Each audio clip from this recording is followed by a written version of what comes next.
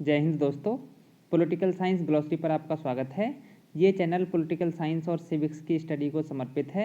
इस वीडियो में हम यूपी पीजीटी सिविक्स यानी नागरिक शास्त्र के सिलेबस को पॉइंट वाइज डिस्कस करेंगे और इस डिस्कशन में हम लोग शामिल करेंगे इस सिलेबस में इंक्लूड किए गए प्रत्येक टर्म को डिटेल्ड डिस्कस करना, जिसमें हम ये बताएंगे कि किस टॉपिक पे आपको किन किन बातों का, किन किन फैक्ट्स का अध्ययन करना है और कहाँ से क्वेश्चन डेवलप होता है। आपको ये मालूम है कि ये सिलेबस एक पेज में लिखा गया है, यानी देखने में हमको लगता है कि ये सिलेबस बहुत छोटा है, बहुत संक्षिप्त है, लेकिन पुरानी वीडियो में मैंने ये संकेत किया था, उस वीडियो को आपने बहुत अच्छे से लाइक भी किया है कि ये सिलेबस महज संकेत है और इसका विस्तार जब हम करेंगे तो कम से कम 5 से 6 पेजेस में ये जाता है। आप लोग एक झलक देखिए, हम लोग इसको डिटेल में पढ़ते और समझते हुए चलेंगे ताकि इस वीडियो को देखने के बाद आप लोग सिलेबस की बारीकियों को बहुत अच्छे से गंभीरता से समझ जाएं। मुझे पूरा विश्वास है कि आप इस वीडियो को थोड़ा सा भी स्किप नहीं कर पाएंगे। तो हम लोग बिना देरी के शुरू करेंगे। एक और बात जो बहुत रेखांकनीय है, ये टॉपिक्स चाहे यूपी पीजीटी के सिलेबस में हो या टीजीटी में हो या DSSB पीजीटी में हो, असिस्टेंट प्रोफेसर में हो, या फिर राजस्थान का जो पीजीटी का टीजीटी का आया हुआ है एडवर्टाइजमेंट उसके लिए हो। मेरा कहने का मतलब ये है, ये टॉपिक्स जिस भी एग्ज़ाम के लिए आपको पढ़ने हैं उनमें आपको लगभग इन्हीं बिंदुओं को शामिल करना है। तो हम लोग देखना शुरू करते हैं यूपी पीजीटी सिविक्स यानी नागरिक शास्त्र सिलेबस टॉपिक वाइज डिस्कशन। सबसे पहली जो इसमें यूनिट लगी हुई है वो है राजनीतिक सिद्धांत यानी पॉलिटिकल थियरी की। इसमें हम इंग्लिश मीडियम के जो साथी हैं उनकी समस्या को भी ध्यान में रखेंगे। तो चूँकि सिलेबस इंग्लिश में नहीं मिल रहा है तो हम लोग इसी में इसके इंग्लिश टर्म्स को यूज़ करते हुए चलेंगे। सबसे पहले आपको इसमें पढ़ना है राजनीति और राजनीति विज्ञान दोनों का, पॉलिटिकल साइंस एंड पॉलिटिक्स दोनों का अर्थ, उसकी परिभाषा, राजनीति विज्ञान का विषय क्षेत्र यानी कि स्कोप, उसका इम्पोर्टेंस, ये हालांकि इंक्लूड नहीं किया गया लेकिन और इस पर क्वेश्चन पूछा जा सकता है राजनीति विज्ञान पढ़ने का क्या महत्व है। राजनीति विज्ञान के अध्ययन की पद्धतियाँ यानी मेथड्स ऑफ स्टडी, इसमें दोनों पद्धतियों को आपको पढ़ना है, दोनों तरह की मेथड्स को, ट्रेडिशनल मेथड्स को भी और मॉडर्न को भी।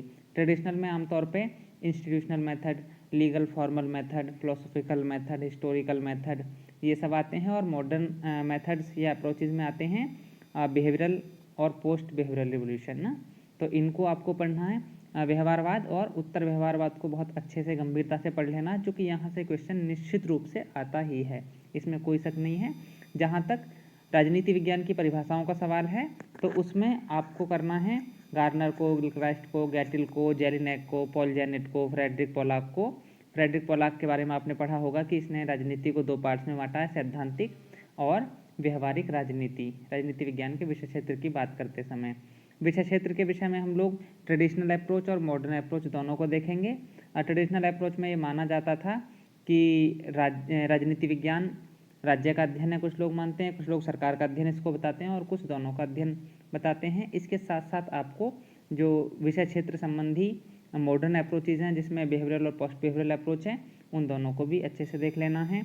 इसके साथ साथ राजनीति की परिभाषाओं, खासतौर से डेविड ईस्टन, जब आप पढ़ते हैं कि डेविड ईस्टन कहते हैं राजनीति मूल्यों का आधिकारिक आवंटन है, politics is the authoritative allocation of values. ऐसी जो परिभाषाएं छोटी छोटी आपको देखने को मिलेंगी। रॉबर्ट डेहल का विचार, अर्नेस्ट बेन का विचार, बिस्मार्क, जैसे बिस्मार्क ने कहा था कि राजनीति संभाव्य की कला है।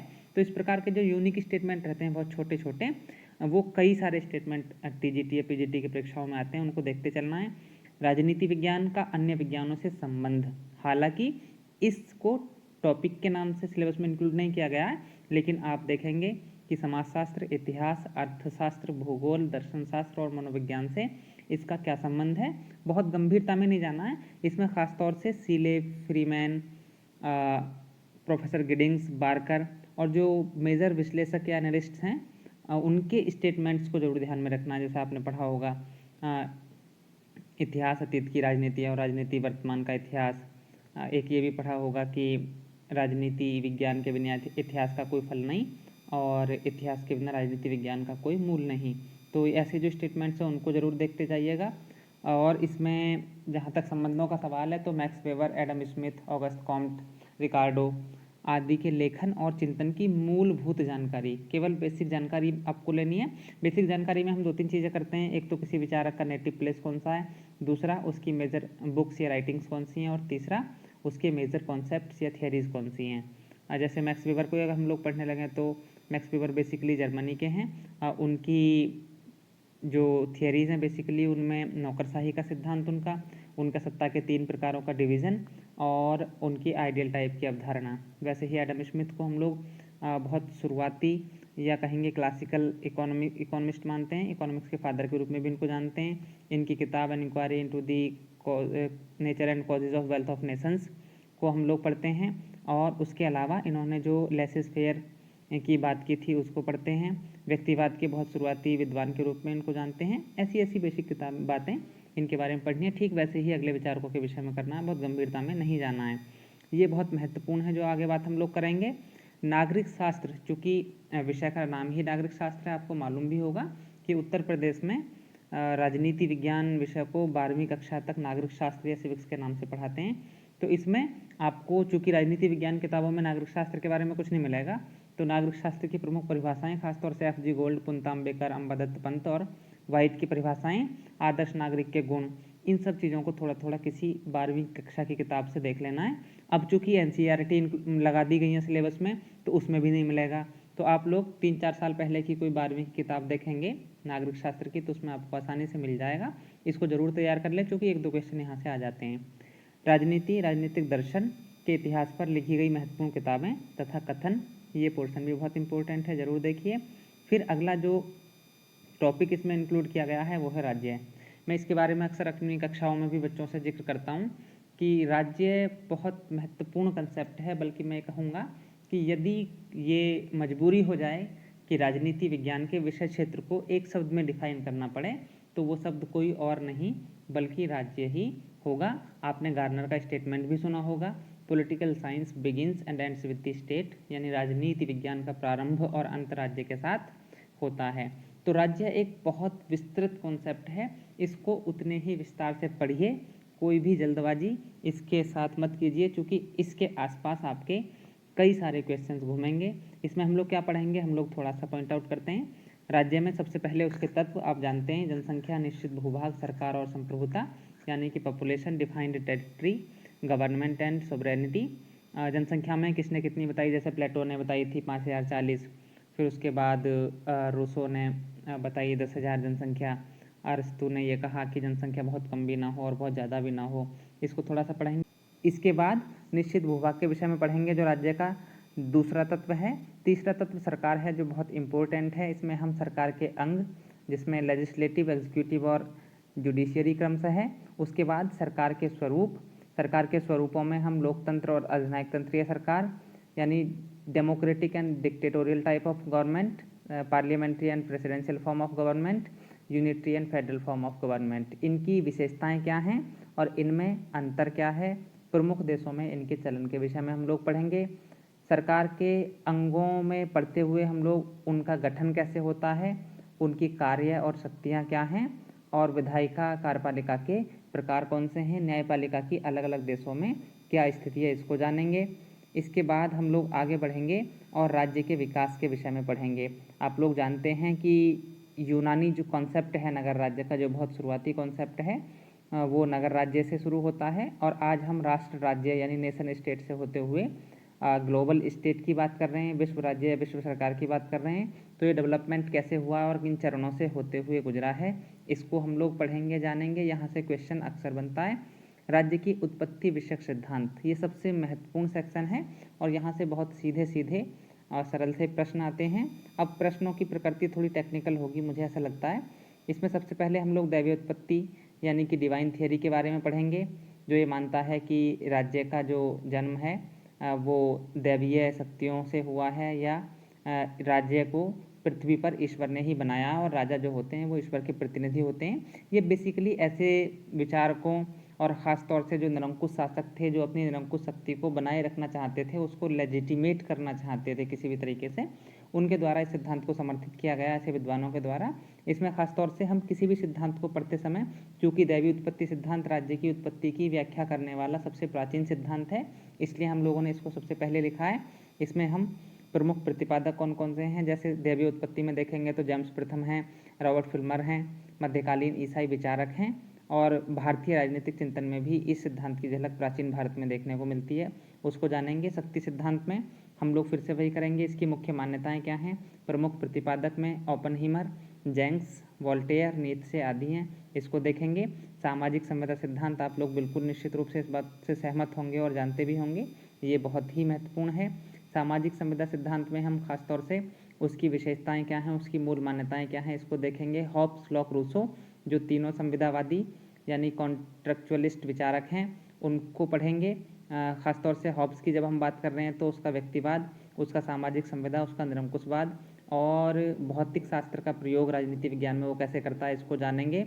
जॉन लॉक 1688 की जो क्रांति थी, गौरवपूर्ण क्रांति, उसका समर्थन किया था, उसको थोड़ा सा पढ़ेंगे। सहमति का सिद्धांत उसने दिया, उसको पढ़ेंगे। सीमित शासन की बात करता है, प्राकृतिक अधिकारों के सिद्धांत का समर्थक है, जिसमें उसने जीवन, स्वतंत्रता और संपत्ति के अधिकारों की बात की थी। उदारवाद का जनक है, इस विषय में थोड़ा थोड़ा जानेंगे। रूसो सामान्य इच्छा सिद्धांत के लिए, लोकतंत्र और ख़ासतौर से प्रत्यक्ष लोकतंत्र के समर्थन के लिए, पॉपुलर सॉवरेनिटी के कंसेप्ट को देने के लिए जाना जाता है। वो तर्क और बुद्धि का विरोधी है, इस रूप में भी उसको जानते हैं।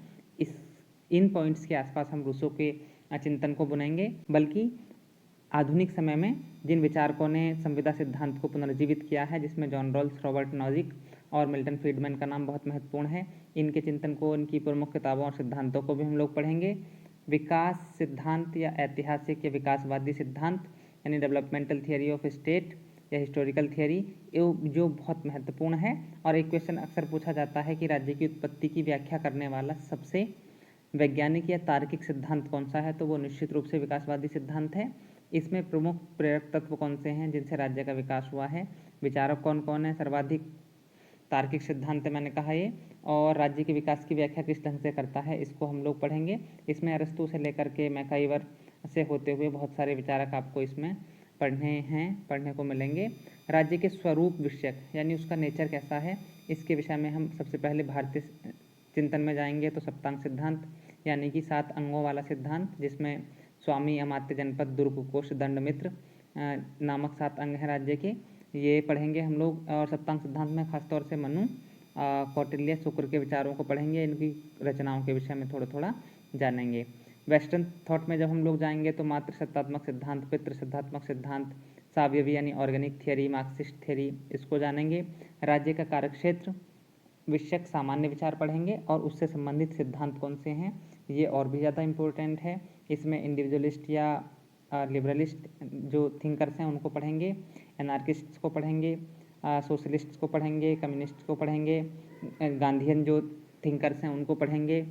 उदारवाद के तीनों स्वरूपों को पढ़ेंगे, क्लासिकल लिबरलिज्म, मॉडर्न लिबरलिज्म और नियो लिबरलिज्म। इस जैसे ठीक वैसे ही अराजकतावाद है तो उसकी बहुत सारी धाराएं हैं, उनको भी हम लोग पढ़ेंगे। जब हम समाजवाद की बात करेंगे तो उसमें यूटोपियन सोशलिज्म को पढ़ेंगे, गिल्ड समाजवाद को, राज्य समाजवाद को, फेबियन समाजवाद को, विकासवादी समाजवाद को और वैज्ञानिक समाजवाद को हम लोग पढ़ेंगे। इसके अलावा राज्य का औचित्य विषयक जो चिंतन है उसको पढ़ेंगे, राज्य के भविष्य पर जिन लोगों ने टिप्पणी की है उसको पढ़ेंगे। पुलिस राज्य एवं लोक कल्याणकारी राज्य के हम लोग अवधारणाओं को जानेंगे, वो कहाँ से ओरिजिनेट होती हैं और उसकी मूल मान्यताएं क्या हैं, दोनों में डिफरेंसेस क्या हैं। राज्य के औचित्य में आपने देखा होगा अक्सर ये प्रश्न पूछा जाता है कि राज्य एक आवश्यक बुराई है, व्यक्तिवादी, राज्य अनावश्यक बुराई है तो अराजकतावादी, राज्य सकारात्मक अच्छाई है तो समाजवादी, राज्य शोषण का यंत्र है तो मार्क्सवादी। ये राज्य का औचित्य क्या है बेसिकली ना, उसको लेकर के लगातार प्रश्न आता है, इस पर भी आप लोग गंभीरता से पढ़ेंगे। राजनीतिक अवधारणाएं यानी पॉलिटिकल कॉन्सेप्ट्स में हम लोग सबसे पहले संप्रभुता यानी सॉवरेनिटी को पढ़ेंगे।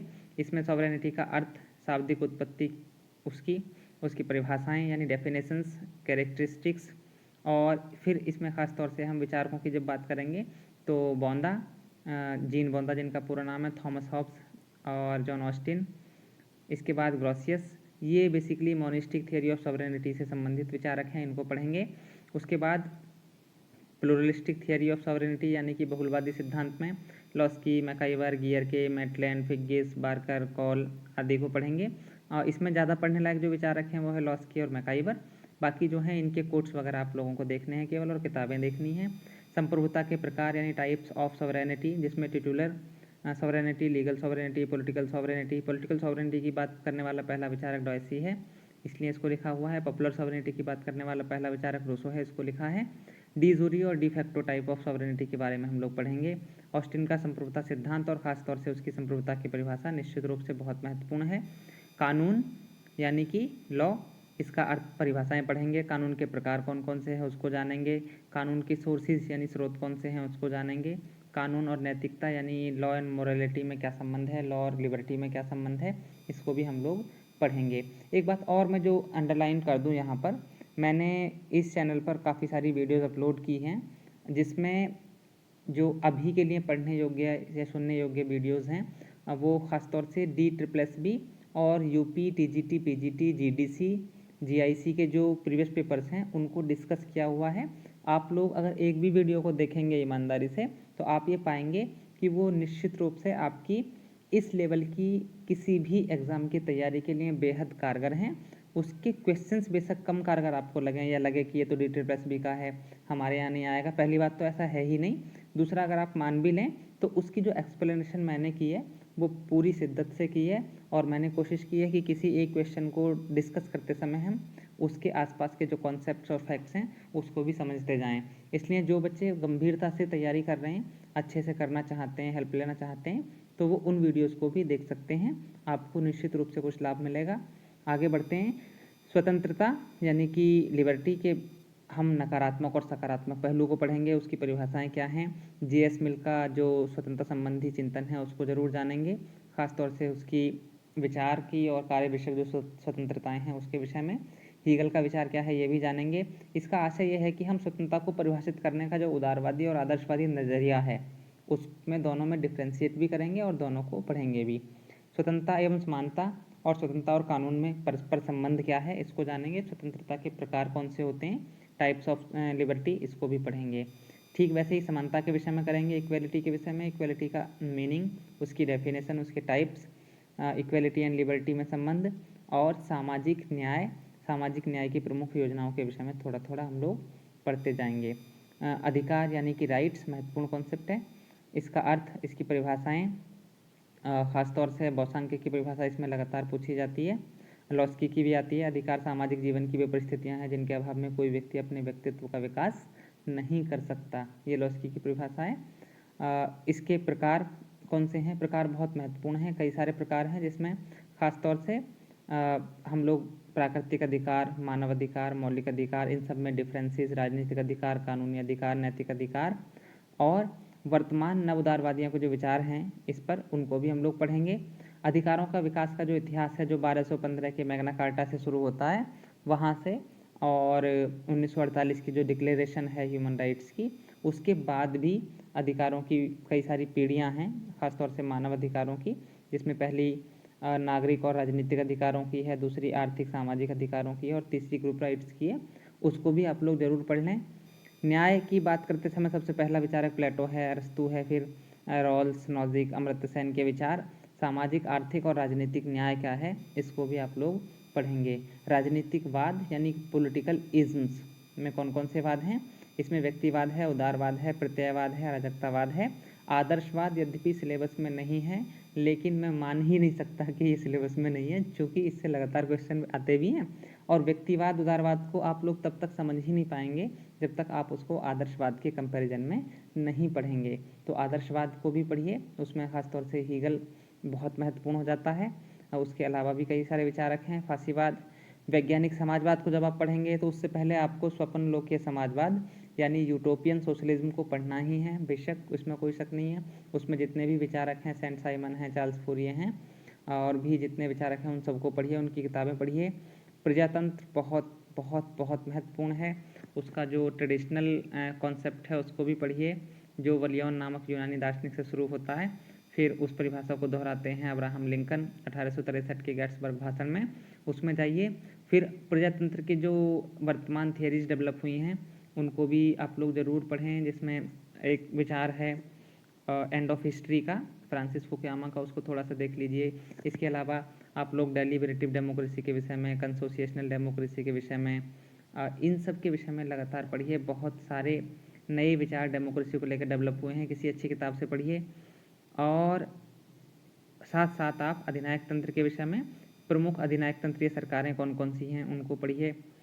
फिर बहुत जो ट्रेडिशनल क्वेश्चन आते हैं डेमोक्रेसी के बारे में, उसमें आते हैं कि लोकतंत्र के मार्ग में कौन सी बाधाएं हैं, उसके सफल होने की शर्तें कौन सी हैं, लोकतांत्रिक राजनीतिक संस्कृति क्या है, इन सभी विचारधाराओं की प्रमुख मान्यताएं क्या हैं, इनके प्रमुख समर्थक विद्वान कौन से हैं, उनके प्रमुख किताबें कौन सी हैं, इनके वर्तमान स्वरूप, जैसे मार्क्सवाद को हम पढ़ेंगे तो साथ साथ नव मार्क्सवाद पढ़ेंगे, उदारवाद को पढ़ेंगे तो साथ साथ नव उदारवाद को भी पढ़ना ही होगा।